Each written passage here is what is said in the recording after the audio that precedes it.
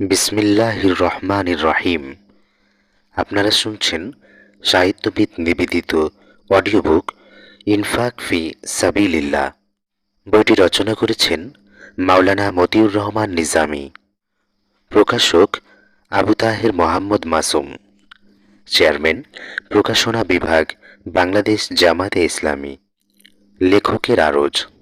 Infarct ফি সাবিলিল্লাহ পুস্তিকাটির প্রথম সংস্করণ অল্পদিনের মধ্যে নিঃশেষ হয়ে যাওয়ায় আল্লাহর দরবারে প্রাণ উজাড় করে শুকরিয়া জানাই। মূলত এটা আল্লাহর দিনের জন্য তার বান্দাদের মধ্যে জানের কোরবানি ও মালের কোরবানির অদম্য প্রেরণায় বহিঃপ্রকাশ। এই পুস্তিকাটি লেখকের তেমন কোনো জ্ঞান গবেষণার ফল নয়, মাঠে ময়দানে আল্লাহর দিনের খিদমতে নিয়োজিত থাকার ফলশ্রুতিতে কোরআন সুন্নাহ থেকে প্রাপ্ত হেদায়েতের ন্যূনতম প্রকাশ মাত্র, যা আল্লাহর পক্ষ থেকে তার এক নগণ্য বান্দার মনে তিনি নিজেই দয়া করে মেহেরবানি করে প্রদান করেছেন। 1985 সনের কোনো এক সময়ে রাজশাহী জেলা শাখার বাছাই করা দায়িত্বশীল পর্যায়ের 20 থেকে 25 জন কর্মীর উদ্দেশ্যে আয়োজিত একটি শিক্ষা বৈঠকে সম্ভবত শেষ রাতের পবিত্র মুহূর্তে আমাকে এই বিষয়ে বক্তব্য রাখতে হয়েছিল।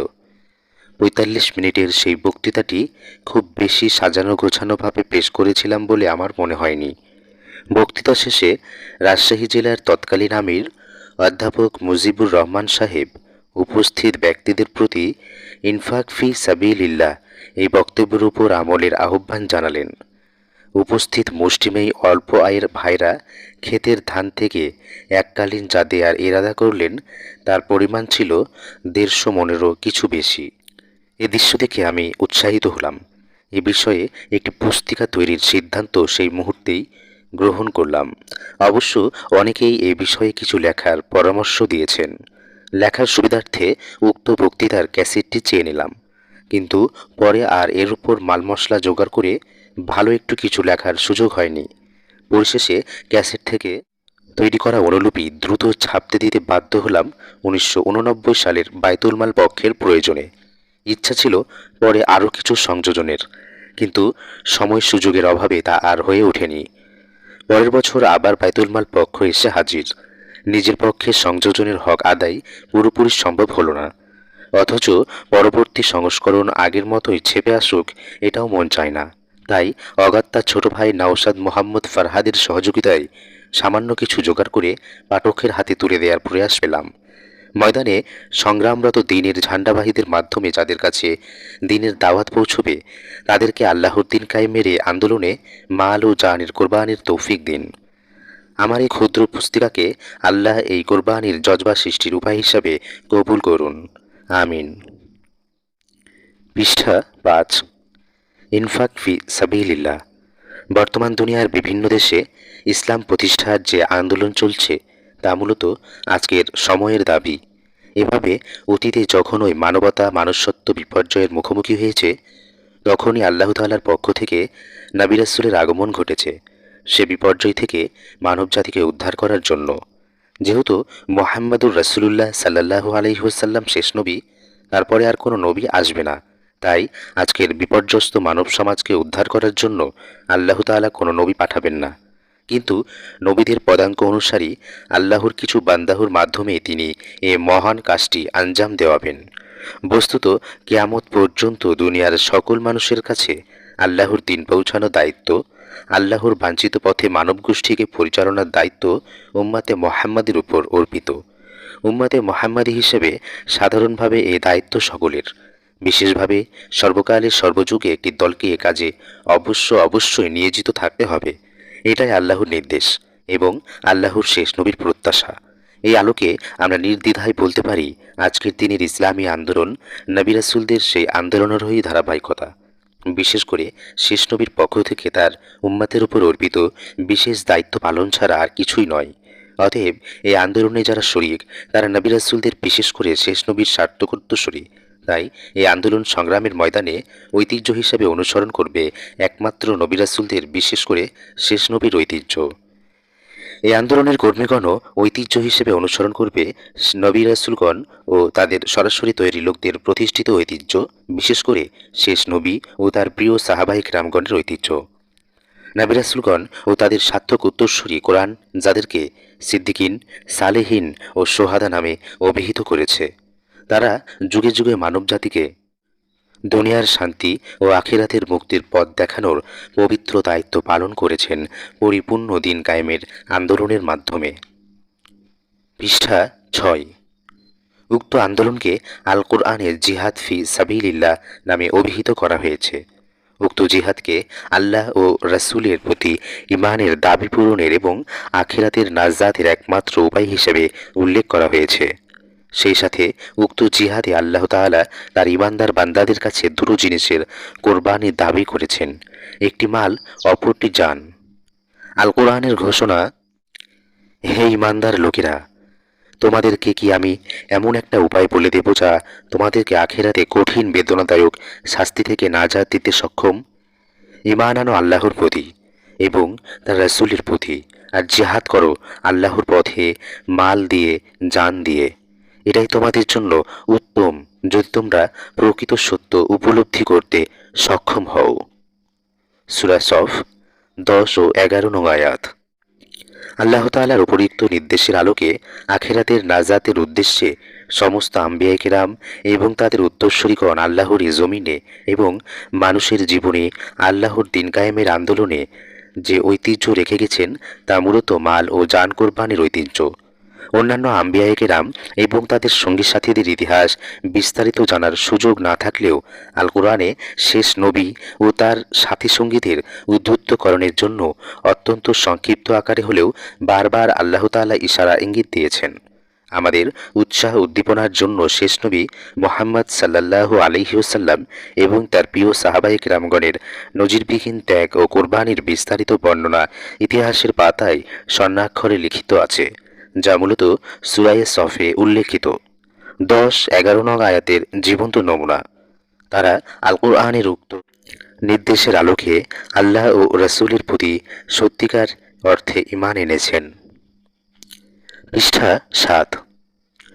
আল্লাহর রাসূলের প্রত্যক্ষ সহচর্যে ঈমানের দাবি পূরণে যথার্থ ভূমিকা রেখেছেন। আল্লাহর দিনকে বিজয়ী করার জন্য আল্লাহর পথে অকাতরে মালের কোরবানি পেশ করেছেন। প্রয়োজনে জানের কোরবানি দিতেও পিছপা হননি। ইতিহাস সাক্ষী, নবী রাসূলগণের মাধ্যমে পরিচালিত আন্দোলনে শরীক লোকেরা আন্দোলনের প্রয়োজনীয় উপায় উপকরণ সংগ্রহের জন্য অন্য কারো মুখাপেক্ষী ছিলেন না। যারাই আন্দোলনে শরিক হয়েছেন তারাই আন্দোলনের উপায় উপকরণ সংগ্রহ করেছেন। নিজেদের মালের কোরবানির মাধ্যমে শেষ নবী এবং তার সাথীদের ইতিহাসের আরও উজ্জ্বল দৃষ্টান্ত, যা কিয়ামত পর্যন্ত এই পথের পথিকদের জন্য প্রেরণার উৎস হয়ে থাকবে।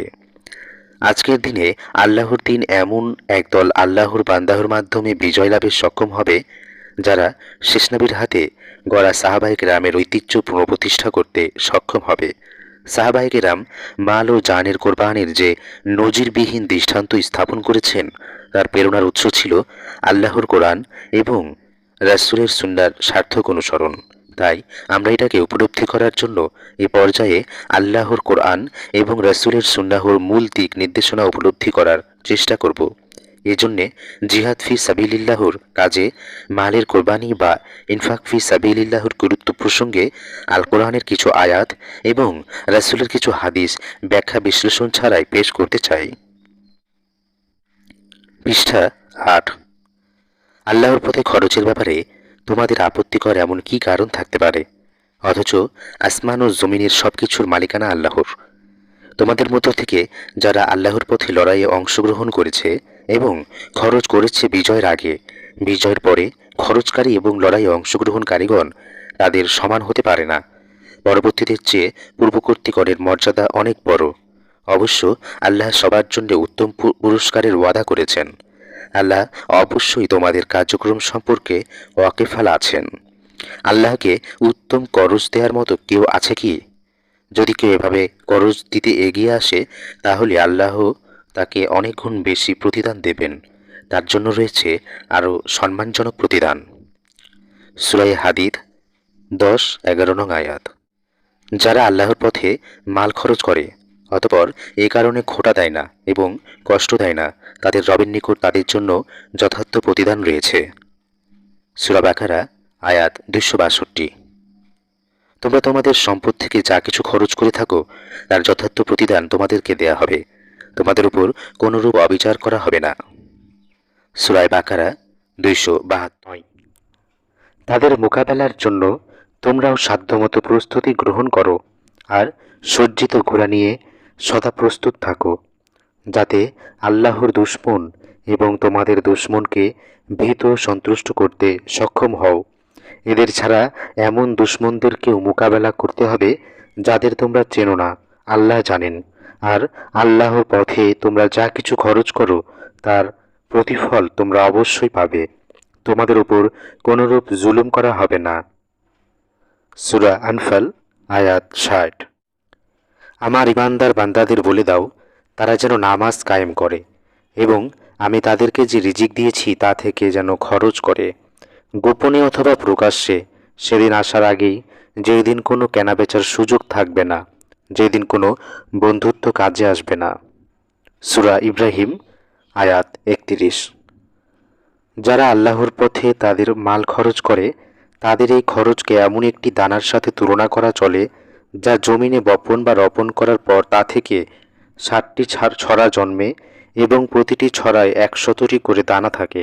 এভাবে আল্লাহ যাকে চান বহুগুণ পুরস্কার দিতে পারেন। আল্লাহ সুবিশাল ও মহাজ্ঞানী। সূরা বাকারা আয়াত 261। পৃষ্ঠা 10। আমি তোমাদেরকে যে রিজিক দিয়েছি তা থেকে খরচ করো তোমাদের কারো মৃত্যু আসার আগেই, অন্যথায় অনুতাপ অনুশোচনা করে বলতে হবে, হে পরওয়ারদিগার, আমাকে যদি অল্প কিছু সময়ের জন্য অবকাশ দিতে তাহলে আমি দান খয়রাত করতাম এবং নেক লোকদের একজন হতে পারতাম। কারো মৃত্যু নির্ধারিত সময় আসার পর আল্লাহ কাউকে অবকাশ দেবেন না। আল্লাহ তোমাদের যাবতীয় কার্যক্রম সম্পর্কে ভালোভাবে ওয়াকিফাল। সূরা মুনাফিকুন আয়াত 10-11। কাফিরগণ তাদের মাল খরচ করে আল্লাহর পথে বাধা প্রতিবন্ধকতার সৃষ্টির জন্য। এভাবে অচিরেই এই মাল খরচ তাদের অনুতাপ অনুশোচনা ও দুর্ভাগ্যের কারণ হবে, অতঃপর তাদের পরাভূত হতে হবে। পরিণামে কাফেরদের জাহান্নামে অবস্থান করতে হবে। সূরা আনফাল আয়াত 36। খরচ করো আল্লাহর পথে, নিজের হাতে নিজেকে ধ্বংসের মুখে ঠেলে দিও না, উত্তম রূপে নেক কাজ আঞ্জাম দাও। এভাবে যারা নেক কাজে উত্তম রূপে আঞ্জাম দিতে যত্নবান আল্লাহ তাদের অবশ্যই ভালোবাসেন। সূরা বাকারা আয়াত 195। পৃষ্ঠা 11। হে ঈমানদারগণ, নিশ্চিত জেনে রাখো, আহ্বান ও রোহবানদের ইহুদি ও নাসারাদের ধর্মগুরুগণ অধিকাংশই অন্যায় ও অবৈধভাবে মানুষের সম্পদ ভোগ করে থাকে এবং আল্লাহর পথে বাধা সৃষ্টি করে। যারা সোনারূপা সঞ্চয় করে আর তা আল্লাহর রাহে খরচ করে না তাদেরকে বেদনাদায়ক শাস্তির দুঃসংবাদ দাও। সূরা তাওবা আয়াত 34-35। তোমরা তো এমন লোক যাদেরকে আল্লাহর পথে খরচের জন্য আহ্বান জানানো হচ্ছে, অতঃপর তোমাদের মধ্যে থেকে কিছু লোক কৃপণতা করছে। যারা কৃপণতার আশ্রয় নেবে তার পরিণামে তারা নিজেরাই ক্ষতিগ্রস্ত হবে। আল্লাহ কারো মুখাপেক্ষী নন, অথচ তোমরা তার মুখাপেক্ষী। যদি তোমরা পৃষ্ঠপ্রদর্শন করো তাহলে আল্লাহর কিছু যায় আসে না, তিনি তোমাদের পরিবর্তে অন্য কোনো সম্প্রদায়কে এ কাজের দায়িত্ব দেবেন, অতঃপর তারা তোমাদের মতো হবে না। সূরা মুহাম্মদ আয়াত 38। পৃষ্ঠা 12। হযরত আবু হুরায়রা রাদিয়াল্লাহু তাআলা আনহু থেকে বর্ণিত, তিনি বলেন, রাসূল সাল্লাল্লাহু আলাইহি ওয়াসাল্লাম বলেছেন, আল্লাহ তাআলা মানব সন্তানকে লক্ষ্য করে বলেন, তুমি খরচ করো, তোমার জন্য খরচ করা হবে। বুখারী ও মুসলিম শরীফ। হযরত আসমা রাদিয়াল্লাহু তাআলা আনহু থেকে বর্ণিত, তিনি বলেন, রাসূল সাল্লাল্লাহু আলাইহি ওয়াসাল্লাম তাকে বলেছেন, খরচ করো, কত খরচ করলে তা বড় করে দেখার জন্য হিসাব করতে যেও না, তাহলে আল্লাহ তোমার বিপক্ষে হিসাব কষবেন। সঞ্চয়ের প্রতি মনোযোগী হবে না হলে আল্লাহ তোমার বিপক্ষে জমা ভালো করে সংরক্ষণ করবেন। তোমার সাধ্যমতো খরচ করো। বুখারী ও মুসলিম। পৃষ্ঠা ১৩। আবু উমামা থেকে বর্ণিত, তিনি বলেন, রাসূল সাল্লাল্লাহু আলাইহি ওয়াসাল্লাম বলেছেন, হে আদম সন্তান, যদি তোমার উদিত সম্পদ খরচ করো তাহলে তো তোমার জন্য কল্যাণকর হবে, আর যদি তা সঞ্চয় করে রাখো তাহলে তা হবে তোমার জন্য অকল্যাণকর। তবে হ্যাঁ, তোমার জীবন ধারণের ন্যূনতম সম্পদের জন্যে তোমাকে পাকড়াও করা হবে না। এ খরচের সূচনা করো তোমার পরিবার থেকেই। মুসলিম।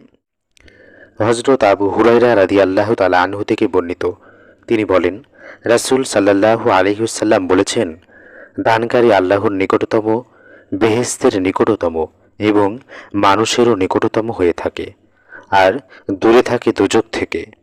পক্ষান্তরে কৃপণ ব্যক্তি অবস্থান করে আল্লাহ থেকে দূরে, বেহেশত থেকে দূরে, মানুষ থেকে দূরে, দোজখের নিকটে। অবশ্যই একজন জাহেল দাতা একজন বখিল আবেদের তুলনায় আল্লাহর কাছে অধিকতর প্রিয়। তিরমিজি শরীফ। ইনফাক ফি সাবিলিল্লাহর অর্থ। আমরা উপরে আল কোরআনের কিছু সংখ্যক আয়াতের ও কতিপয় হাদিসের শুধু তর্জমা সহ উদ্ধৃতি দেওয়ার প্রয়াস পেয়েছি। উক্ত আয়াতগুলোর মধ্যে ইনফাক ফি সাবিলিল্লাহর কথাটি বারবার এসেছে। আমরা এই অধ্যায়ে পৃথকভাবে ইনফাক ও ফি সাবিলিল্লাহর অর্থ এবং তাৎপর্য বুঝতে প্রয়াস পাব ইনশাআল্লাহ। 14। ইনফাকের অর্থ। ইনফাকের শাব্দিক ও পারিভাষিক অর্থ। ইনফাক শব্দটির মূল ধাতু, যার অর্থ সুড়ঙ্গ, যার এক দিক দিয়ে প্রবেশ করে আরেক দিক দিয়ে বের হয়ে যায়। মুনাফিক এবং নিফাক শব্দদ্বয় এই একই ধাতু থেকে গঠিত। অর্থের দিক দিয়ে মোটামুটি একটা সামঞ্জস্য আছে। নাফাকুন থেকে ইনফাক গঠিত হয়েছে। যখন মাল খরচের অর্থে ব্যবহৃত হচ্ছে তখন এর অর্থের মধ্যে একটা শুকনো দিক লুকিয়ে থাকছে।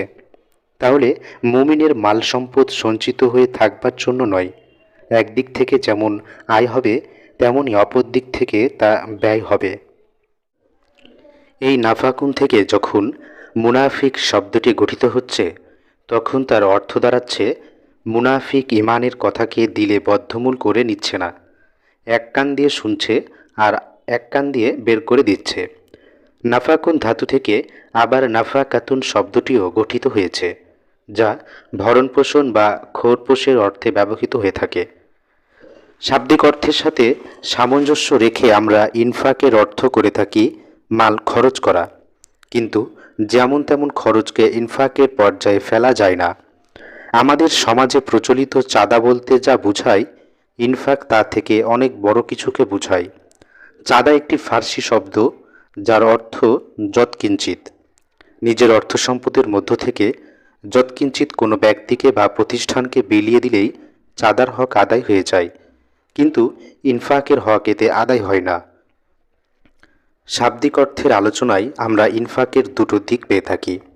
এক, এ পরিমাণ খরচ করতে হবে যাতে অর্থ সম্পদ সঞ্চয়ের সুযোগ না আসে, বা দাতার মনে সঞ্চয়ের ধারণা বদ্ধমূল হওয়ার সুযোগ না আসে। দুই, ভরণপোষণ বা খোরপোষের অর্থের তাৎপর্য হল দাতা যার জন্য দান বা খরচ করবে তার প্রয়োজন পূরণ করার মতো অর্থ অবশ্যই ব্যয় করবে। ফি সাবিলিল্লাহর অর্থ। আমরা উপরের যে আয়াতগুলো আলোচনায় এনেছি সেখানে শুধু ইনফাকের কথা বলা হয়নি, বরং ইনফাক ফি সাবিলিল্লাহ বলা হয়েছে। শুধু তাই নয়, উল্লিখিত আয়াতগুলোর প্রতি একটু মনোনিবেশ করলেই আমাদের কাছে পরিষ্কার হবে যে ফি সাবিলিল্লাহর সাথে জিহাদ ফি সাবিলিল্লাহ অথবা কিতাল ফি সাবিলিল্লাহ ওতপ্রোতভাবে জড়িত আছে। অতএব আল কোরআনে ইনফাক ফি সাবিলিল্লাহর আহ্বান মূলত আল্লাহর দিন প্রতিষ্ঠার কাজে অর্থ ব্যয় করকেই বোঝানো হয়েছে। পৃষ্ঠা 15। অবশ্য ফি সাবিলিল্লাহ কথাটি ব্যাপক অর্থেও ব্যবহৃত হওয়ার অবকাশ আছে। সাধারণভাবে গরিব দুঃখী মিসকিনকে সাহায্য করাকেও ফি সাবিলিল্লাহ হিসাবে আল্লাহ নিজেই গণ্য করেন। তেমনি যে কোনো সেবামূলক কাজও ফি সাবিলিল্লাহর কাজ হিসাবে পরিগণিত হওয়ার অবকাশ আছে। তবে এগুলো ফি সাবিলিল্লাহর মৌলিক কাজ নয়। মৌলিকভাবে ফি সাবিলিল্লাহ বলতে জিহাদ এবং কিতাল ফি সাবিলিল্লাহ বোঝায়। আল কোরআনের উপস্থাপনা ও বর্ণনা ভঙ্গি থেকে তা অত্যন্ত সুস্পষ্ট। ইনফাকের অর্থ এবং ফি সাবিলিল্লাহর অর্থ একত্রে মিলালে ইনফাক ফি সাবিলিল্লাহর অর্থ দ্বারাই জিহাদ ফি সাবিলিল্লাহ বা আল্লাহর দিন প্রতিষ্ঠার সংগ্রামের প্রয়োজন পূরণ, এর উপায় উপকরণ জোগাড় ও এই মহান কাজটি পরিচালনার জন্য সর্বাত্মক সহযোগিতা ও পৃষ্ঠপোষকতা করার জন্য অর্থ সম্পদ খরচ করা। চাঁদার মনোভাব নিয়ে অর্থদান করার মাধ্যমেও এর হক আদায় হতে পারে না। তাই ইসলামী আন্দোলনের অর্থনৈতিক সহযোগিতার ব্যাপারে চাঁদার পরিভাষা ব্যবহার না করে ইয়ানাদ এই আরবি শব্দটি ব্যবহার করা হয়েছে, যার অর্থ সহযোগিতা দান। ইনফাকের তাৎপর্য। আল্লাহর দিন প্রতিষ্ঠার খাতে আমাদেরকে মাল সম্পদ খরচ করতে হবে কেন? আল্লাহ তাআলা তার দিন প্রতিষ্ঠার জন্য তার পথে জিহাদের যে আহ্বান দিয়েছেন তার মধ্যেই উপরিউক্ত প্রশ্নটির উত্তর রয়েছে। আল্লাহ তাআলার ঘোষণা, তোমরা জিহাদ করো আল্লাহর পথে মাল দিয়ে এবং জান দিয়ে। অর্থাৎ দিন প্রতিষ্ঠার এই জিহাদে বা সংগ্রামে মালের কোরবানি এবং জানের কোরবানির প্রয়োজন আছে।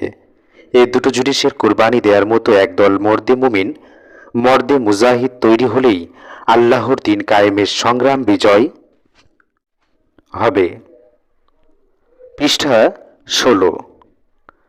যেমন বিজয়ী হয়েছিল রাসূল পাক সাল্লাল্লাহু আলাইহি ওয়াসাল্লামের নেতৃত্বে সাহাবায়ে কেরাম রাদিয়াল্লাহু তাআলা আনহুর মালের কোরবানি ও জানের কোরবানির বিনিময়ে। আল্লাহর দিন কায়েমের এই মহান সংগ্রাম দাবি করে যে এই সংগ্রামে অংশগ্রহণকারী সৈনিকদের কাছে তাদের নিজের জান ও মালের তুলনায় তথা ইহজাগতিক যাবতীয় স্বার্থ ও লোভ লালসার তুলনায় আল্লাহর রহমত ও সন্তোষই হতে হবে অধিকতর প্রিয়। আল্লাহ তাআলা ইরশাদ করেছেন, তাদের আল্লাহর পথে লড়াই করা উচিত যারা আখিরাতের বিনিময়ে এই দুনিয়ার জীবনকে বিক্রি করতে পারে, আর যারাই আল্লাহর পথে সংগ্রামে অংশ নেবে অতঃপর নিহত হবে অথবা বিজয়ী হবে, উভয় অবস্থায় আমি তাদেরকে মহান প্রতিদানে ভূষিত করব। সূরা নিসা আয়াত ৭৪। উল্লিখিত আয়াতে কথা পরিষ্কারভাবে এসেছে, আল্লাহ তাআলা যাকে তাকে দিন কায়েমের লড়াইয়ের অংশ নিতে বলেননি। যারা এই দুনিয়ার জীবনের তুলনায় আখিরাতের জীবনকে অগ্রাধিকার দিতে সক্ষম কেবলমাত্র তারাই এই কাজের যোগ্য, আর যারা এর বিপরীত অর্থাৎ আখিরাতের তুলনায় দুনিয়ার জীবনকে অগ্রাধিকার দেয় তারা এই কাজের যোগ্য হতে পারে না। আল্লাহ তাআলা এই সম্পর্কেও বলেন, হে ঈমানদারগণ, তোমাদের কি হয়েছে যে তোমাদেরকে আল্লাহর পথে বেরিয়ে পড়ার ডাক দিলে তোমরা মাটি কামড়ে ধরো? তোমরা কি আখিরাতের পরিবর্তে দুনিয়ার জীবন নিয়েই সন্তুষ্ট হয়ে গেলে? অথচ দুনিয়ার এই মালমত্তা আখিরাতে অতি সামান্যই কাজ আসবে। সূরা তাওবা আয়াত ৩৮। প্রকৃতপক্ষে আল্লাহর পথে চলার ক্ষেত্রে এই দুনিয়ার ধন সম্পদ ও ভোগবিলাসের মোহই প্রধান অন্তরায়। এই মোহ কাটিয়ে উঠতে যাতে আমরা সক্ষম হই সেজন্যই আল্লাহ তাআলা আমাদের জানের কোরবানি পেশ করার ব্যাপারে বেশি বেশি করে তাগিদ করেছেন। এভাবে আল্লাহর পথে বেশি বেশি করে মাল খরচের মাধ্যমেই আমরা দুনিয়ার বৈষয়িক ও পার্থিব জীবনের মোহ কাটিয়ে উঠতে সক্ষম হতে পারি এবং আল্লাহর পথে স্বচ্ছন্দে এগিয়ে যেতে পারি। আল্লাহর পথে অর্থ ব্যয়ের প্রধান উদ্দেশ্য এটাই। মানুষের কাছে তার জান ও মাল দুটোই প্রিয়। কখনো মানুষ তার জান বাঁচানোর জন্য সমস্ত মাল সম্পদ লুটিয়ে দিতে যেমন পরোয়া করে না, তেমনই আবার মাল সম্পদের মোহ চরিতার্থ করতে গিয়ে জীবন বিপন্ন করতেও পিছোপা হয় না। এই দুইয়ের মাঝে আল্লাহ তাআলা মালের কোরবানিকে অগ্রাধিকার দিয়েছেন, কারণ এই পার্থিব জগতের মায়া মহাব্বতের তুলনায় আখিরাতের মায়া মহাব্বত ও চিন্তা চেতনা অধিক না হলে কেউ আল্লাহর পথে আল্লাহর নামে জান দিতে পারে না। অপরদিকে আল্লাহর পথে বেশি বেশি মাল খরচের অভ্যাস না হলে পার্থিব জগতের লোভ লালসা ও মোহ পরিহার করে আখিরাতের জীবনকে অগ্রাধিকার দেনার মতো মন মানসিকতা তৈরি হতে পারে না। তাই নিজেকে আল্লাহর পথে টিকিয়ে রাখার স্বার্থে আল্লাহর দিন কায়েমের সংগ্রামের যথার্থ দাবি পূরণে নিজেকে যোগ্য বানানোর স্বার্থে আমাদেরকে ইনফাক ফি সাবিলিল্লাহর ক্ষেত্রে অগ্রণী ভূমিকা পালনে এগিয়ে আসতে হবে। ইনফাক ফি সাবিলিল্লাহর প্রয়োজন প্রসঙ্গে দ্বিতীয় যে দিকটি আমাদেরকে বিবেচনায় রাখতে হবে তা হল আল্লাহর জমিনে আল্লাহর দিন কায়েমের সংগ্রাম বিজয়ী হওয়ার জন্যও জনশক্তি এবং অর্থশক্তিতে বলীয়ান হওয়া অপরিহার্য। এ কারণেও আল্লাহ তাআলা এই সংগ্রামে মাল ও জান দিয়ে শরিক হওয়ার ডাক দিয়েছেন। প্রসঙ্গত আমাদেরকে এই সত্যটিও সামনে রাখতে হবে যে ইসলামী আন্দোলন অতীতেও কোনোদিন নিছক অলৌকিকতার ভিত্তিতে বিজয়ী হয়নি, সামনেও হবে না। পৃষ্ঠা 18। আম্বিয়ায়ে কেরাম, বিশেষ করে শেষ নবী মুহাম্মদ সাল্লাল্লাহু আলাইহি ওয়াসাল্লামকে স্বাভাবিকভাবেই দাওয়াতি তৎপরতার মাধ্যমে জনশক্তি জোগাড় করতে হয়েছে এবং এই জনশক্তির আর্থিক কোরবানির দ্বারাই আন্দোলনের প্রয়োজনীয় উপায় উপকরণ জোগাড় করতে হয়েছে। অলৌকিকতা বা মুজিজা নবী রাসূলদের জীবনে সংগঠিত অবশ্যই হয়েছে, কিন্তু তা সংগঠিত হয়েছে একদিকে নবুয়তের প্রমাণ হিসাবে, অপরদিকে কোনো কাউমকে ধ্বংসের আগে আল্লাহর পক্ষে যুক্তি প্রমাণাদির পরিসমাপ্তি ঘটানোর জন্য। ইজবাতে নবুয়াত বা ইজমালে হাজরাত, এই দুই কারণে নবী রাসূলদের জিন্দেগিতে অসংখ্য মুজিজা সংগঠিত হলেও এর মাধ্যমে দিন বিজয়ী হওয়ার বা প্রতিষ্ঠিত হওয়ার কোনো প্রমাণ নেই, বরং স্বাভাবিকভাবে প্রতিপক্ষের সাথে মোকাবেলা করে দিনকে বিজয়ী হতে হয়েছে।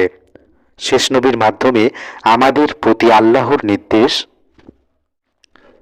তাদের সার্থকভাবে মোকাবেলার জন্য তোমরাও যথাসাধ্য প্রস্তুতি গ্রহণ করো আর ঘোড়া সজ্জিত অতন্দ্র প্রহরীর ন্যায় প্রস্তুত থাকো, যাতে করে আল্লাহর দুশমন এবং তোমাদের দুশমনকে ভীতি প্রদর্শন করতে পারো। এদের ছাড়া এমন দুশমনদেরও মোকাবেলা করতে হবে যাদের কথা তোমরা জানো না। আল্লাহ তাদের ব্যাপারে জানেন, আর আল্লাহর পথে যা কিছুই তোমরা খরচ করো না কেন তার প্রতিদান তোমরা অবশ্যই পাবে। তোমাদের প্রতি কোনো অবিচার করা হবে না। সূরা আনফাল আয়াত 60। আল্লাহর দ্বীনের সংগ্রাম বিজয়ী হবার ক্ষেত্রে আল্লাহর সাহায্যই বড় ফ্যাক্টর, এতে কোনো সন্দেহ নেই।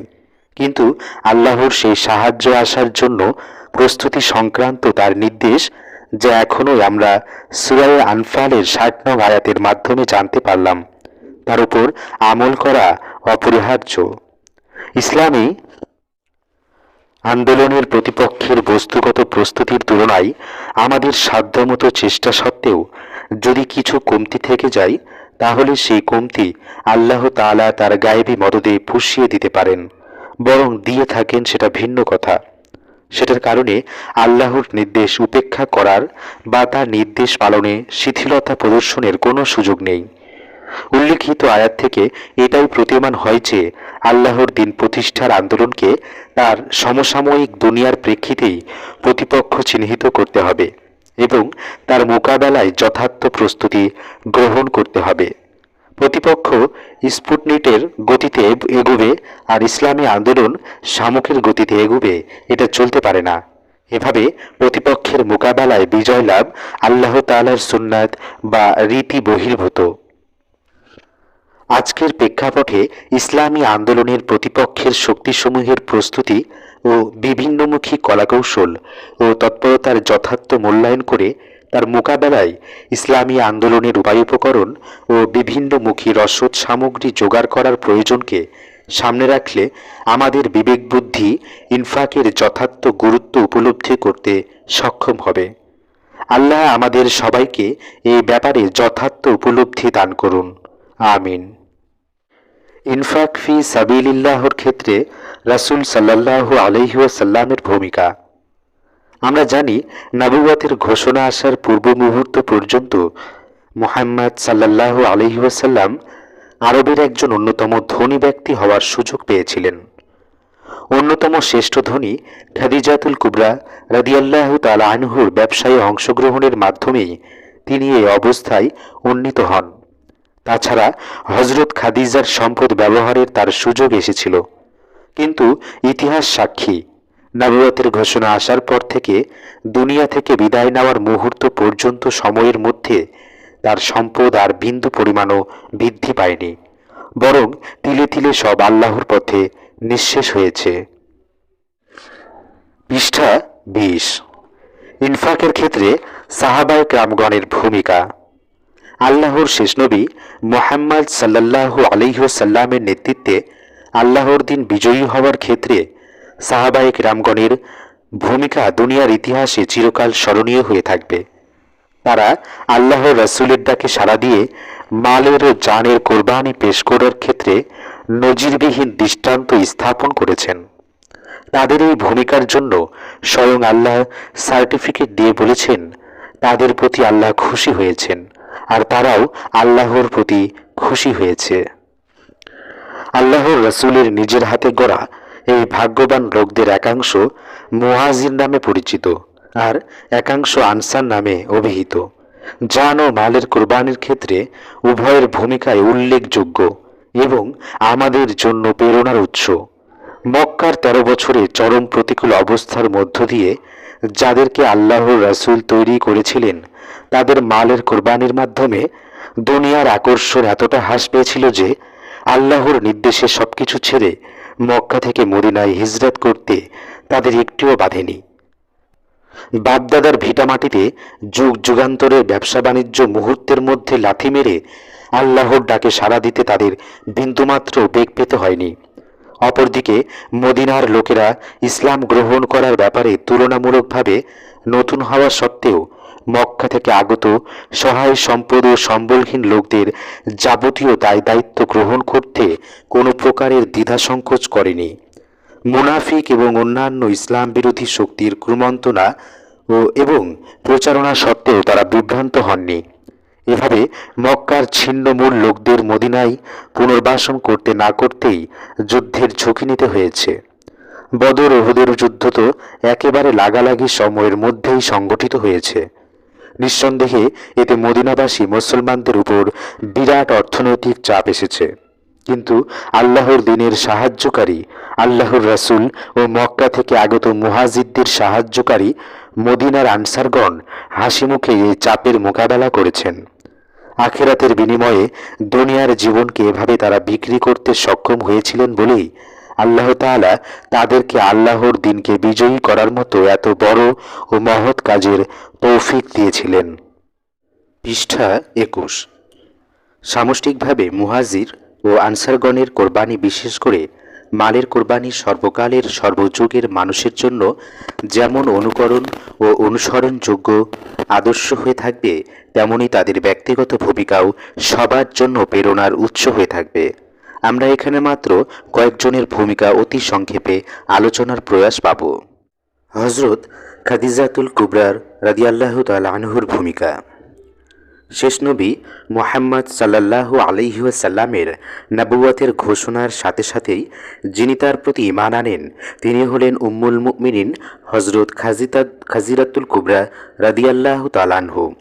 তিনি আল্লাহর রাসূলের হেরার গুহার ঘটনা শুনে এবং ওয়ারাকা ইবনে নাউফলের বক্তব্য শুনে তখনই বুঝেছিলেন যে আল্লাহর রাসূল হিসাবে মুহাম্মদ সাল্লাল্লাহু আলাইহি ওয়াসাল্লামকে যে বিরাট দায়িত্ব দেওয়া হয়েছে, এই দায়িত্ব পালন করতে অর্থের প্রয়োজন হবে। তাই তিনি ঈমানের ঘোষণার সাথে সাথে নিজের সমস্ত সম্পদ আল্লাহর রাসূলের হাতে সোপর্দ করে দিলেন। প্রকাশ থাকে যে তিনি ওই সময় মক্কার অন্যতম শ্রেষ্ঠ ধনী ছিলেন। তার সমস্ত সম্পদই আল্লাহর দ্বীনের দাওয়াত সম্প্রসারণ ও দাওয়াত কবুলকারী বিপন্ন লোকদের পিছনে নিঃশেষ হয়েছে। হযরত আবু বকর রাদিয়াল্লাহু তাআলা আনহুর ভূমিকা। আল্লাহর রাসূলের সর্বশ্রেষ্ঠ সাথী হযরত আবু বকর রাদিয়াল্লাহু তাআলা আনহু মক্কার গণ্যমান্য ব্যক্তিদের একজন ছিলেন। আল্লাহর রাসূলের ডাকে সাড়া দেওয়ার ক্ষেত্রে তিনিই প্রথম ব্যক্তি।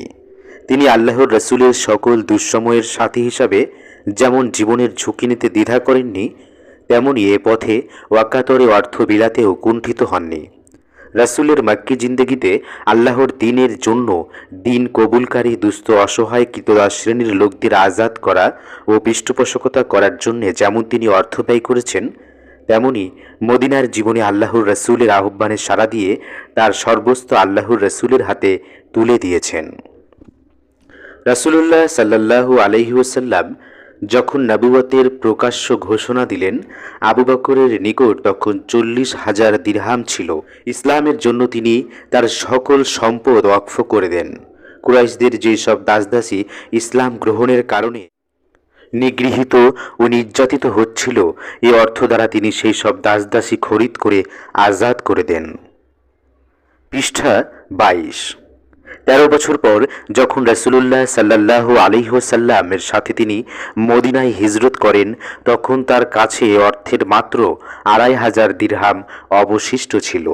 অল্পদিনের মধ্যেই অবশিষ্ট দিরহামগুলিও ইসলামের জন্য ব্যয়িত হয়।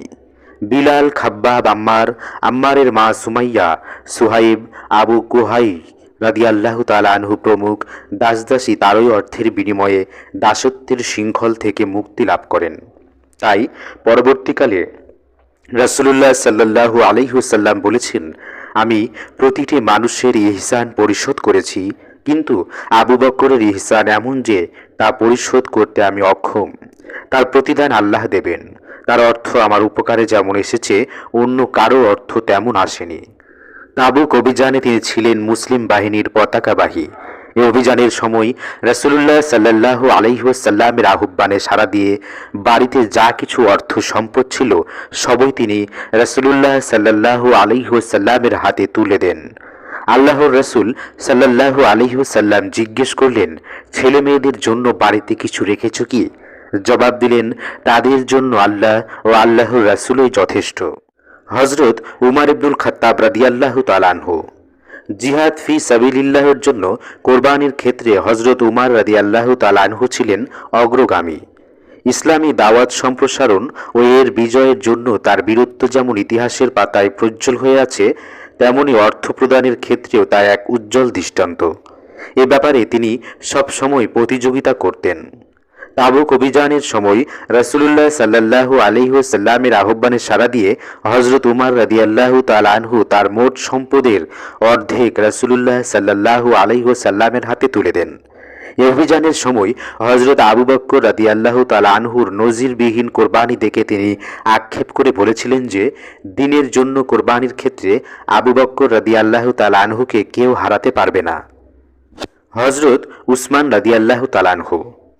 হযরত ওসমান রাদিয়াল্লাহু তাআলা আনহু ছিলেন কুরাইশদের একজন সম্মানিত ব্যক্তি।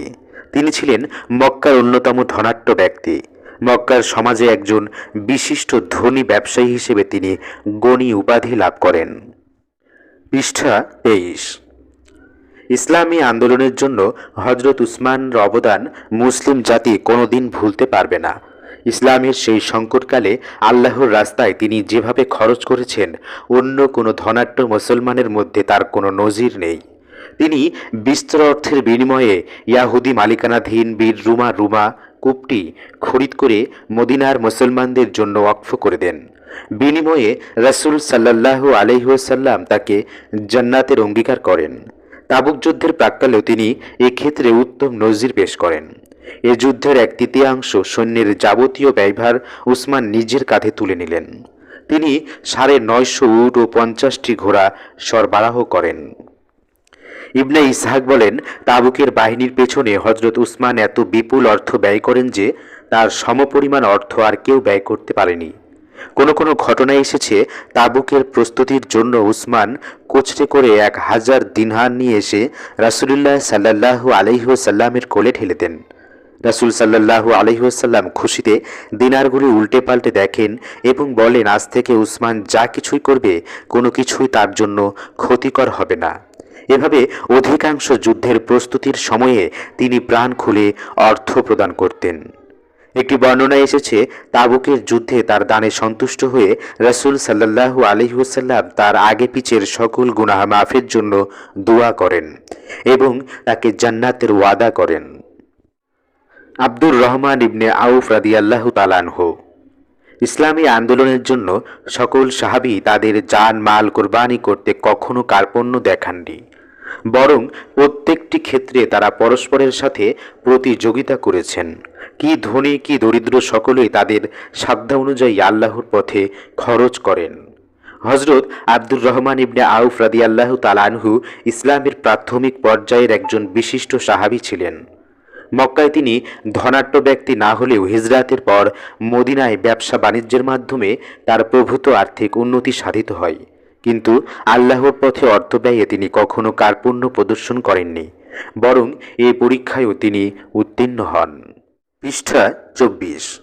নবম হিজরিতে তাবুক অভিযানের সময় মুসলমানগণ যে ইমানি পরীক্ষার সম্মুখীন হন, সে পরীক্ষায়ও তিনি কৃতকার্য হন। রাসূলুল্লাহ সাল্লাল্লাহু আলাইহি ওয়াসাল্লামের আবেদনে সাড়া দিয়ে এ অভিযানের জন্য হজরত আবু বকর, উসমান ও আব্দুর রহমান রেকর্ড পরিমাণ অর্থ সাহায্য করেন। আব্দুর রহমান রাদিয়াল্লাহু তাআলা আনহু ৮,০০০ দিনার রাসূলুল্লাহ সাল্লাল্লাহু আলাইহি ওয়াসাল্লামের হাতে তুলে দিলে মুনাফিকরা কানাঘুষা শুরু করে দেয়। তারা বলতে থাকে, সে একজন রিয়াকার, লোক দেখানোই তার উদ্দেশ্য। তার জবাবে আল্লাহ বলেন, এ তো সেই ব্যক্তি যার উপর আল্লাহর রহমত নাজিল হতে থাকবে।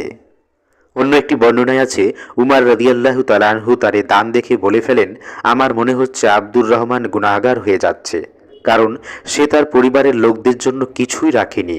এই কথা শুনে রাসূল সাল্লাল্লাহু আলাইহি ওয়াসাল্লাম জিজ্ঞেস করেন, আব্দুর রহমান, পরিবারের জন্য কিছু রেখেছ কি? তিনি বলেন, হ্যাঁ, আমি যা দান করেছি তার থেকেও বেশি ও উৎকৃষ্ট জিনিস তাদের জন্য রেখেছি। রাসূলুল্লাহ সাল্লাল্লাহু আলাইহি ওয়াসাল্লাম জিজ্ঞেস করলেন, কত? বলেন, আল্লাহ ও তার রাসূল যে রিজিক, কল্যাণ ও প্রতিদানের অঙ্গীকার করেছেন তাই। মুহাজির ও আনসারদের ভূমিকা।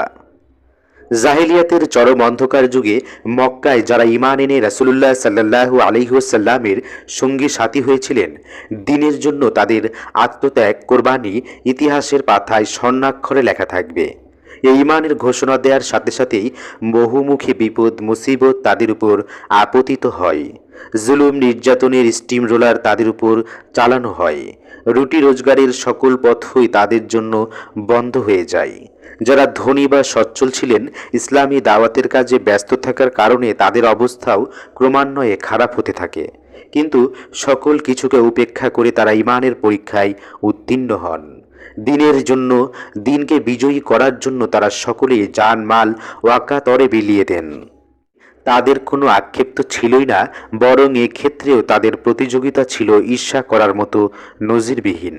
তারা নিজের ধন সম্পদ, সন্তান সন্ততি ও জীবন হক পথে বিলিয়ে দিয়েছেন এবং হকের ঝান্ডা উড্ডীন রাখার জন্য যে কোনো ধরনের কোরবানি দিতে পিছপা হননি। পৃষ্ঠা 25। এমনকি নিজের জন্মভূমি ত্যাগ করে হলেও নবুয়ত প্রাপ্তির 13 বছর পর রাসূলুল্লাহ সাল্লাল্লাহু আলাইহি ওয়াসাল্লাম সাহাবায়ে কিরামকে মদিনায় হিজরাতের নির্দেশ দেন। নির্দেশ পাওয়ার সাথে সাথেই তারা তাতে সাড়া দিলেন এবং প্রিয় স্বদেশভূমি, ধন সম্পদ এবং ঘরবাড়ি ত্যাগ করে মদিনায় গিয়ে পৌঁছলেন। মক্কায় বছরের পর বছর ধরে অকথ্য জুলুম নির্যাতন সহ্যের পর নিজের পরিবার পরিজন, ঘরবাড়ি এবং ধন সম্পদ ত্যাগ করে যখন মদিনায় পৌঁছলেন, তখন তাদের কাছে আল্লাহর নাম ছাড়া আর কিছুই ছিল না। কিন্তু মদিনার আনসাররা যে ভালোবাসা এবং নিষ্ঠা ও সততার সাথে দেশ ত্যাগীদের মেহমানদারি করলেন, তা এক ঈমান প্রজ্বলিত কাহিনী। তারা সহায় সম্বলহীন এই মুহাজিরদেরকে ভাই হিসেবে গ্রহণ করে ইতিহাস সৃষ্টি করলেন। সূরা আলে ইমরানে ইরশাদ হচ্ছে, অতঃপর তিনি তোমাদের অন্তরে ভালোবাসা সৃষ্টি করে দিলেন, ফলে তোমরা পরস্পর ভাই ভাই হয়ে গেলে। আনসাররা আল্লাহ তাআলার এই মহান ইহসানের পুরোপুরি শুকর আদায় করলেন। তারা নিজেদের জীবন, সম্পদ এবং সন্তানদেরকে হক পথে ওয়াকফ করে দিলেন। নবী করিম সাল্লাল্লাহু আলাইহি ওয়াসাল্লাম মুহাজির ও আনসারদের মধ্যে ভ্রাতৃত্বের বান্ধন কায়েম করলেন। এ সম্পর্ক সৃষ্টির পর তারা পাতানো ভাইদের সাথে আপন ভাইয়ের চেয়েও সুন্দর ব্যবহার করলেন এবং তাদের ধন সম্পদ সবকিছু সমান ভাগে ভাগ করে দিলেন। এটা তারা করেছিলেন শুধুমাত্র দ্বীনের জন্য। দ্বীনকে বিজয়ী করার জন্য জিহাদের ডাক এলেই তারা নিজেদের জান এবং মাল সমেত ইসলামের জন্য দানদয়মান হয়ে যেতেন। সাহাবায়ে কেরাম রাদিয়াল্লাহু তাআলা আনহু এই গুণের বদৌলতেই আল্লাহর প্রিয় ও পছন্দনীয় হতে পেরেছিলেন। কোরআন পাকে প্রকাশ্য ভাষায় বলা হয়েছে, আল্লাহ তাদের প্রতি সন্তুষ্ট হয়েছেন এবং তারাও আল্লাহর প্রতি সন্তুষ্ট হয়েছে। বর্তমান যুগে ইসলামী আন্দোলনের প্রতিপক্ষ ও তাদের প্রস্তুতি। ইসলামী আন্দোলনের যথার্থ প্রস্তুতি নিতে হলে বর্তমান যুগ সন্নিক্ষণে এই আন্দোলনের প্রতিপক্ষ সঠিকভাবে চিহ্নিত করতে হবে, তাদের প্রস্তুতিরও যথার্থ মূল্যায়ন করতে হবে। পৃষ্ঠা ২৬। ইসলামী আন্দোলন বর্তমান বিশ্বে যে দেশেই পরিচালিত হোক না কেন, তার প্রধান প্রতিপক্ষ দুই পরাশক্তি, মার্কিন যুক্তরাষ্ট্র এবং সোভিয়েত রাশিয়া। দ্বিতীয় পর্যায়ের প্রতিপক্ষ হল তাদের প্রভাব বলয়ানাধীন রাষ্ট্রশক্তি ও রাজনৈতিক শক্তিসমূহ। বাংলাদেশের জন্য ওই দুই প্রধান প্রতিপক্ষের সাথে আরেকটি বাড়তি প্রতিপক্ষ হিসাবে সক্রিয় ভূমিকা রাখছে আমাদের নিকট প্রতিবেশী একটি পাতিবৃহৎ শক্তি। এই প্রতিপক্ষ সার্বিক পরিকল্পনার ভিত্তিতে দুনিয়ার সর্বত্র ইসলামের পুনর্জাগরণ ঠেকানোর জন্য সক্রিয় ভূমিকা পালন করে যাচ্ছে। তাদের পারস্পরিক স্বার্থের দ্বন্দ্বের কারণে বিভিন্ন আন্তর্জাতিক ইস্যুতে মতপার্থক্য থাকলেও ইসলামের ইস্যুতে প্রায় সর্বত্র তারা এক ও অভিন্ন ভূমিকা পালন করে আসছে। গ্লোবাল স্ট্র্যাটেজির কারণে কোথাও কোনো কিছুটা ভিন্ন ভিন্ন ভূমিকা পরিলক্ষিত হলেও সেটা বাহ্যিক ব্যাপার মাত্র। মূলে ইসলামী পুনর্জাগরণ ও আন্দোলনকে ঠেকানোর ব্যাপারে তাদের কোনো শৈথিল্য নেই। তাদের পরিকল্পনা বাস্তবায়নের জন্য তারা বিশ্বের প্রচার মাধ্যমসমূহ ইহুদিদের সহায়তায় ইসলামী আন্দোলনের বিরুদ্ধে ব্যবহার করে বিশ্ব জনমতকে প্রভাবিত ও বিভ্রান্ত করার প্রয়াস চালাচ্ছে। মুসলিম প্রধান দেশগুলোতে চিন্তার বিভ্রান্তি ছড়ানোর জন্য রীতিমতো বুদ্ধিভিত্তিক ও সাংস্কৃতিক আগ্রাসন চালাচ্ছে। বুদ্ধিজীবী ও নেতৃস্থানীয় লোকদেরকে তাদের মানসিক গোলামে পরিণত করছে। উন্নয়ন কর্মকাণ্ডের নামে প্রশাসনকে পর্যন্ত ব্যবহার করছে। এনজিওদের জাল বিস্তার করে সামাজিকভাবে প্রভাব প্রতিপত্তির প্রতিষ্ঠার চেষ্টার পাশাপাশি আমাদের সক্রিয় মূল্যবোধ ধ্বংসের অপপ্রয়াস চালাচ্ছে। সেই জালে বুদ্ধিভিত্তিক ও বস্তুগত সহযোগিতা দিয়ে তাদের পক্ষে রাজনৈতিক শক্তি গড়ে তোলার চেষ্টা করছে এবং তাদের মাধ্যমে ইসলামী আন্দোলনের উপর সরাসরি আঘাত হানার ব্যবস্থা করছে। এদের বহুমুখী রণকৌশলকে সামনে রেখে ইসলামী আন্দোলনের কর্মকৌশল নির্ধারণ করতে হবে। এক্ষেত্রে দুনিয়ার কোনো শক্তি না বুদ্ধি পরামর্শ দিয়ে ইসলামী আন্দোলনকে সাহায্য করতে পারে, না বস্তুগত দিক দিয়ে কোনো সহযোগিতা করতে পারে। আল্লাহর উপর ভরসা করে ইসলামী আন্দোলনের নিজস্ব জনশক্তিকেই এর জন্য প্রস্তুতি গ্রহণের ঐতিহাসিক ভূমিকা পালন করতে হবে। সেই সাথে সাধ্যমতো ইসলামী জনতাকে সহায়ক শক্তি হিসাবে পাওয়ার জন্য আপ্রাণ চেষ্টা চালাতে হবে। পৃষ্ঠা ২৭। সেদিনে মুহাম্মদ সাল্লাল্লাহু আলাইহি ওয়াসাল্লামের সাথীদের তুলনায় তার প্রতিপক্ষ সামাজিক ও রাজনৈতিক প্রতিপত্তির অধিকারী ছিল, ধনবল ও জনবলে বলীয়ান ছিল। মদিনায় হিজরাতের পর প্রতিপক্ষের সংখ্যা আরও বৃদ্ধি পেয়েছে। মক্কায় থাকা অবস্থায় প্রতিপক্ষ বলতে ছিল মক্কার প্রভাবশালী সম্পদশালী ব্যক্তিবর্গ ও তাদের প্রভাবাধীন জনগণ। মদিনায় হিজরাতের পর সেখানকার ভেতর থেকে প্রতিপক্ষ হয়ে দাঁড়ালো মুনাফিক গোষ্ঠী ও ইহুদিদের শক্তি। তার সাথে বাড়তি প্রতিপক্ষ হিসাবে সামনে এলো রোম সাম্রাজ্যবাদ ও পারস্য সাম্রাজ্যবাদ, যাদেরকে আধুনিক বিশ্বের দুই পরাশক্তি আমেরিকা ও রাশিয়ার সাথে তুলনা করা যায়। ইতিহাস সাক্ষী এইসব প্রতিপক্ষের মোকাবেলায় আল্লাহর রাসূল সাল্লাল্লাহু আলাইহি ওয়াসাল্লাম প্রস্তুতি গ্রহণ করতে গিয়ে নিজস্ব জনশক্তির বাইরে কারো সাহায্য সহযোগিতার মুখাপেক্ষী হননি। যারা ঈমান এনেছে তারাই এই আন্দোলনের জনশক্তিতে পরিণত হয়েছে। তারাই প্রতিপক্ষের মোকাবেলায় যেমন জানকে বাজি রেখে লড়াই করতে প্রস্তুত হয়েছে, তেমনি এই লড়াইয়ের যাবতীয় উপায় উপকরণ ও রসদ সামগ্রী জোগাড় করার জন্য উৎসাহ উদ্দীপনা সহকারে মালের কোরবানি পেশ করেছে। আমাদের আজকের ইসলামী আন্দোলন মূলত আল্লাহর রাসূল সাল্লাল্লাহু আলাইহি ওয়াসাল্লাম পরিচালিত সেই আন্দোলনেরই উত্তরসূরি। দুনিয়ার আর কোনো আন্দোলনের সাথে এর সামান্যতম সামঞ্জস্যও নেই।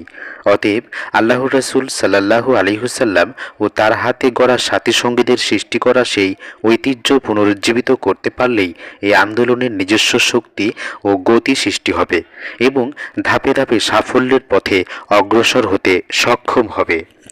আল্লাহর রাসূল সাল্লাল্লাহু আলাইহি ওয়াসাল্লাম এবং সাহাবায়ে কেরামগণের সেই ঐতিহ্যের অনুসরণে আজকের দিনে আল্লাহর কিছু বান্দার পক্ষ থেকে যেমন শহীদি খুনের নজরানা পেশ করা সম্ভব হচ্ছে, অন্য কথায় জানের কোরবানি পেশ করা সম্ভব হচ্ছে, তেমনি তাদের ঐতিহ্য অনুসরণ করে হজরত খাদিজা, আবু বকর, উমার ও উসমান রাদিয়াল্লাহু তাআলা আনহুর মতো আর্থিক কোরবানির নজির স্থাপনের জন্য আল্লাহর কিছু বান্দাদের এগিয়ে আসা কি অসম্ভব? পৃষ্ঠা ২৮। ইসলামের অর্থ ব্যয়ের বিভিন্ন দিক। ইসলাম ও ঈমানের মূল দাবি যেহেতু আল্লাহর কাছে জান ও মাল সোপর্দ করার, ইসলামের বাস্তব কাজ যেহেতু আল্লাহর ইবাদত এবং বান্দাদের সেবা করা, সেহেতু মুসলিম সমাজের বিভিন্ন দিকে ও বিভাগে অর্থ ব্যয়ের প্রবণতা ঐতিহ্যগতভাবেই প্রাধান্য পেয়ে আসছে। নদী মরে গেলেও রেখা থাকে, এই প্রবাদ বাক্যের মতোই মুসলিম সমাজ তার নিজস্ব মূল্যবোধ প্রায় হারিয়ে ফেললেও তাদের অর্থ ব্যয়ের প্রবণতা বা ঐতিহ্য একেবারে নিঃশেষ হয়ে যায়নি। ইসলাম অর্থ সম্পদের কোরবানির দু ধরনের ব্যবস্থা রেখেছে, একটা বাধ্যতামূলক যেমন জাকাত, অপরটি স্বেচ্ছাসেবকমূলক যেমন গরিব নিকটাত্মীয়দের স্বজন থেকে শুরু করে দুস্থ অসহায় মানুষের সাহায্য সহযোগিতা করা, কোনো সামাজিক প্রতিষ্ঠান যেমন মসজিদ, মাদ্রাসা প্রভৃতি কায়েমের কাজে অর্থ ব্যয় করা। স্বেচ্ছায় নিঃস্বার্থভাবে অর্থ ব্যয়ের মন মানসিকতা তৈরির ক্ষেত্রে অবশ্য বাধ্যতামূলক দান জাকাতের একটা ভূমিকা আছে। বরং সত্যি বলতে কি, প্রতিদানের আশা ছাড়া, কোনো বৈষয়িক স্বার্থ ছাড়া মানুষ অর্থ ব্যয়ে অভ্যস্ত হোক, এটা জাকাতের একটা অন্যতম উদ্দেশ্য। যাই হোক, বাধ্যতামূলক দান অর্থাৎ জাকাতের যে ৮টি খাত আছে তার মধ্যেও ফি সাবিলিল্লাহর একটা খাত আল্লাহ রেখেছেন। মানুষ স্বেচ্ছাসেবকমূলকভাবে যে বিভিন্ন খাতে অর্থ ব্যয় করে থাকে তার মধ্যেও ফি সাবিলিল্লাহর খাতে বা আল্লাহর দিন প্রতিষ্ঠার আন্দোলনে অর্থ ব্যয়ের সুযোগ আছে। শুধু সুযোগ আছে তাই নয়, বরং আল্লাহর কোরআন এবং রাসূলের হাদিসের আলোকে বিচার করলে দেখা যায় আল্লাহর পথে জিহাদ হলো সর্বোত্তম আমল। অতএব এই সর্বোত্তম আমলের জন্য অর্থ ব্যয় হবে সর্বোত্তম খাতে অর্থ ব্যয়, এটাই স্বাভাবিক। যে দেশে আল্লাহর দিন কায়েম নেই সেখানে জাকাতের ৮টি খাতের মধ্য থেকেও ফি সাবিলিল্লাহর কাজ সবচেয়ে গুরুত্বপূর্ণ, কারণ আল্লাহর দিন কায়েম না হলে জাকাতের উদ্দেশ্যই বাস্তবায়ন সম্ভব নয়। অনুরূপভাবে সর্ব অবস্থায় সর্বক্ষেত্রে দানের সকল দিক ও বিভাগের তুলনায় আল্লাহর দিন কায়েমের সংগ্রামে দান করাই সর্বোত্তম দান। পৃষ্ঠা ২৯। যে কোনো দানের তুলনায় এই কাজের দানে সওয়াব হবে সবচেয়ে বেশি। ইসলামের এই শিক্ষাটা আমরা ভুলতে বসেছি বলেই আজ ইসলামী আন্দোলনের কাজে পয়সা দেওয়াটাকে অনেকে রাজনৈতিক দলে চাঁদা দেওয়ার শামিল মনে করে। সর্বোত্তম সওয়াবের কাজ তো দূরের কথা, আদৌ সওয়াব হয় কিনা এ সম্পর্কে সন্দেহ সংশয় পোষণ করেন। অথচ আল্লাহ তাআলার ঘোষণা, তোমরা কি হাজীদের পানি পান করানো এবং মসজিদে হারামের রক্ষণাবেক্ষণ করাকে এমন ব্যক্তিদের কাজের সমান মনে করে নিয়েছ যারা ঈমান এনেছে আল্লাহর প্রতি ও পরকালের প্রতি এবং সংগ্রাম সাধনা করেছে আল্লাহর পথে? এই উভয় দল আল্লাহর কাছে সমান নয়। আল্লাহ জালিমদের পথ দেখান না। আল্লাহর কাছে তো তারাই উচ্চ মর্যাদার অধিকারী যারা ঈমান এনেছে এবং তার পথে ঘরবাড়ি ছেড়েছে ও ধন সম্পদ সমর্পণ করে জিহাদ করেছে, তারাই সফলকাম। তাদের রব তাদেরকে নিজের রহমত, সন্তুষ্ট ও এমন জান্নাতে সুখবর দেন, সেখানে তাদের জন্য রয়েছে চিরস্থায়ী সুখের সামগ্রী, সেখানে তারা চিরকাল থাকবে। অবশ্যই আল্লাহর কাছে কাজের প্রতিদান দেওয়ার জন্য অনেক কিছুই রয়েছে। সূরা তাওবা আয়াত 18 থেকে 22। পৃষ্ঠা 30। আল্লাহর দিন কায়েমের আন্দোলনে অর্থ ব্যয় সওয়াবের দৃষ্টিতে যেমন সর্বোত্তম কাজ, তেমনি বাস্তবতার আলোকেও এই পথে অর্থ ব্যয়টাও কার্যকর এবং অর্থবহ। আমরা নামাজের উদ্দেশ্যে মসজিদ তৈরির কাজে অর্থ ব্যয় করি, এটা নিঃসন্দেহে ভালো কাজ, সওয়াবের কাজ। কিন্তু আল্লাহর দিন কায়েম না হলে এই মসজিদে তো সত্যিকার অর্থে নামাজ কায়েম হবে না। আমরা মাদ্রাসার জন্য খরচ করে থাকি, আরও খরচ করা উচিত, কিন্তু আল্লাহর দিন কায়েম না হলে এই শিক্ষা আমাদের সমাজে যথার্থ গুরুত্ব যেমন পাবে না, তেমনি এই শিক্ষা বাস্তবে কোনো কাজেও লাগবে না। আমরা ইয়াতিমখানা তৈরি করে সমাজের ইয়াতিমদের পুনর্বাসনের কাজে অর্থ ব্যয় করে থাকি, এটাও নিঃসন্দেহে একটা সওয়াবের কাজ এবং সেবামূলক কাজ। কিন্তু সমাজের সকল ছিন্নমূল ও অভাবগ্রস্ত লোকদের মৌলিক চাহিদা পূরণের কাজটি তো ইসলামী সমাজ বিপ্লবের আগে মোটেই সম্ভব নয়।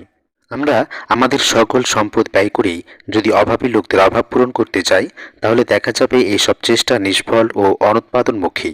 এভাবে সোয়াবের নিয়তে এবং মানবতার সেবায় নিয়তে আমাদের সমাজে অর্থনৈতিক সাহায্য সহযোগিতা দানের যতটুকু রেওয়াজ চালু আছে, এটা নিঃসন্দেহে একটা ভালো দিক।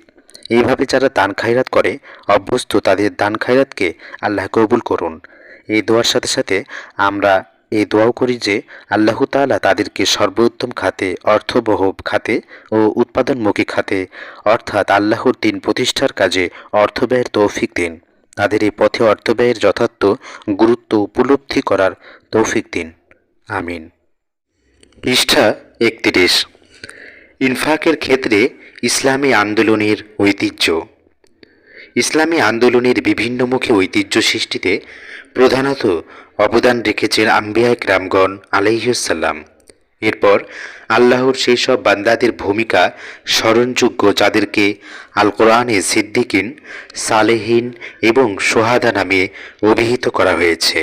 আমরা এই পুস্তিকার চতুর্থ ও পঞ্চম অধ্যায়ে খুব সংক্ষেপে হলেও শেষ নবী মুহাম্মদ সাল্লাল্লাহু আলাইহি ওয়াসাল্লাম এবং সাহাবায়ে কেরামগণের ভূমিকা আলোচনা করে এসেছি।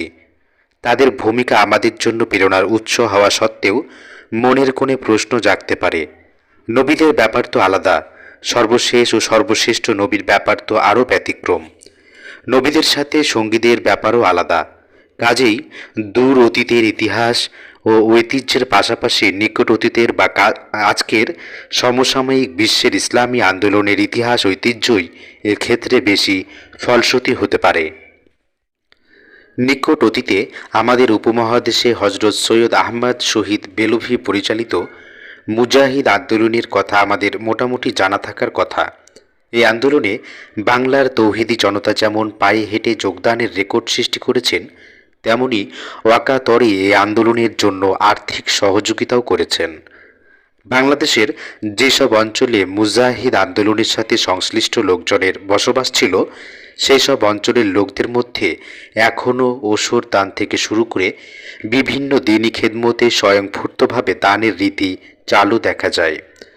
আজকের বিশ্বের দুটি আন্তর্জাতিক মর্যাদাসম্পন্ন ইসলামী সংগঠন জামায়াতে ইসলামী ও জামায়াতে ইখওয়ানুল মুসলিমিনের প্রতিষ্ঠাতা ও এর সাথে জড়িত ব্যক্তিরা সাহাবায়ে কেরামগণের জানের কোরবানি ও মালের কোরবানির ঐতিহ্য পুনরুজ্জীবিত করার প্রয়াস পাচ্ছেন। সাহাবায়ে কেরামগণ ঈমানের ঘোষণা দিয়ে যেভাবে জুলুম নির্যাতনের সম্মুখীন হয়েছেন, ইসলামী আন্দোলনের শরিক লোকেরা দুনিয়ার বিভিন্ন স্থানে অনুরূপ জুলুম ও নির্যাতনেরই সম্মুখীন হচ্ছেন। তারা যেভাবে অর্থ সম্পদ ও ব্যয় করতেন, আজকের যুগের ইসলামী আন্দোলনের লোকেরা অনুরূপ ত্যাগ কোরবানির প্রয়াস পাওয়ার চেষ্টা করছে। জামায়াতে ইসলামের প্রতিষ্ঠাতা সাইয়েদ আবুল আলা মওদুদী তার অসংখ্য বই পুস্তকের আয় থেকে কোটিপতি হতে পারতেন, কিন্তু তার মধ্য থেকে মাত্র ২-৩টি বইয়ের আয় পরিবারের জন্য রেখে বাদবাকি সমস্ত বইয়ের, যার অসংখ্য সংস্করণ ছাপা হচ্ছে, অসংখ্য ভাষায় যার অনুবাদ ও প্রকাশ হয়েছে, ইসলামী আন্দোলনকে ওয়াকফ করেছেন। পৃষ্ঠা ৩২। তার সাহচর্য লাভের সৌভাগ্য যাদের হয়েছে, তারা অনেকেই জীবনের কেরিয়ার এই আন্দোলনের জন্য কোরবানি দিয়েছেন। অনেকেই অর্থনৈতিক কোরবানির ক্ষেত্রে নিজ নিজ আয়ের শতকরা ৫ ভাগ থেকে শুরু করে ১০ ভাগ, ২০ ভাগ পর্যন্ত জামায়াতের বাইতুল মালে দেয়ার ঐতিহ্য সৃষ্টি করেছেন। এই ঐতিহ্যের অনুসরণের মাধ্যমে আজকের ইসলামী আন্দোলনে অর্থ সম্পদের কোরবানির ক্ষেত্রে দুটো নিয়মের অনুসরণ করা হয়েছে। অবশ্য এটাকে ফরজ ওয়াজিব হিসেবে গণ্য করা হয় না। আমাদের সমাজের নিম্ন মধ্যবিত্ত শ্রেণীর পর্যায়ে পড়ে জামায়াতে এমন লোকদের সংখ্যাই বেশি। তাই মোটামুটি হিসাবে এই পর্যায়ের লোকদের আয়ের শতকরা ৫ ভাগ দিলে তা কোরবানি বা ইনফাকের পর্যায়ে পড়ে। অতএব ঐতিহ্যগতভাবে ইসলামী আন্দোলনের কর্মীরা নিজ নিজ আয়ের কমপক্ষে শতকরা ৫ ভাগ জামায়াতের বাইতুল মালে দিয়ে আসছেন। এটা নিম্ন মধ্যবিত্তদের বেলায়ও প্রযোজ্য। যারা উচ্চ মধ্যবিত্তের পর্যায়ে পড়েন, তাদের আয়ের শতকরা ৫ ভাগ কোরবানির পর্যায়ে পড়তে পারে না।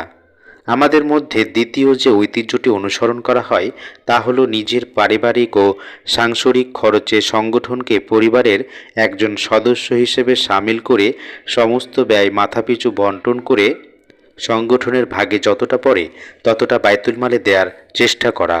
এই রীতি অনুসরণ করলে ইনফাকের অর্থ আল্লাহর দিন প্রতিষ্ঠার কাজের ভরণ পোষণ বা পৃষ্ঠপোষকতা করা। এর প্রতি খেয়াল রেখে অর্থ ব্যয়ের অভ্যাস গড়ে উঠতে পারে।